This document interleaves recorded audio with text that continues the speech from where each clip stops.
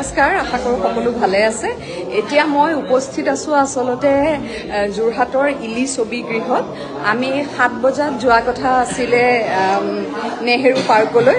আমি আচলতে গুৱাহাটীৰ পৰা ওলালোঁ 26 তাৰিখে, যোৰহাটত প্ৰচাৰ কৰি তাৰপিছত 27 তাৰিখ তেনেকৈ ঘূৰি ঘূৰি আহি আজি যোৰহাট পাইছোঁ।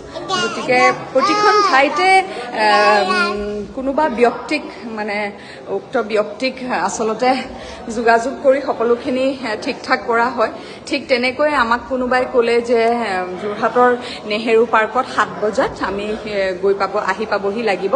কিন্তু এটা কথা আমি গম নাপালোঁ যে যোৰহাটৰ নেহেৰু পাৰ্কৰ ভিতৰত ছবিৰ প্ৰমোশ্যন কৰিবলৈ পাৰ্মিশ্যন দিয়া নহয়। প্ৰচাৰৰ ছবি, অসমীয়া ছবি হওক বা যিকোনো ছবিয়ে হওক, অসমীয়া ছবিৰ প্ৰচাৰ কৰিবলৈ নিদিয়ে ছবি মানে নেহেৰু পাৰ্কৰ ভিতৰত। তেতিয়া অকণমান আমি কি নকৰোঁ চিন্তিত হ'লোঁ।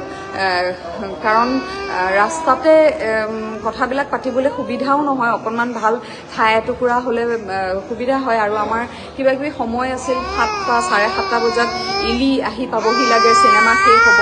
সেই সেনেকুৱা ধৰণৰ আচলতে কথা চিন্তা কৰি আমি অকণমান নিজেই মানে কি নকৰোঁ এক পৰিস্থিতি হ'ল। সেয়ে আমাৰ নেহেৰু পাৰ্কলৈ যোৱা নহ'লে। মই দুখিত সমূহ ৰাইজৰ ওচৰলৈ, যিসকল তাতে উপস্থিত হৈছিলগৈ।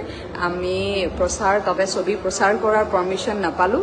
আৰু মানে কোনো ধৰণৰ যাতে তেনেকুৱা পৰিস্থিতি আকৌ মানে ভাল নলগা পৰিস্থিতি যেন নহয় সৃষ্টি, সেইবাবে আমি সেই অনুষ্ঠানটো বাতিল কৰিবলগীয়া হ'ল। মই এইখিনিতে আপোনালোক সকলোকে ক্ষমা খুজিছোঁ।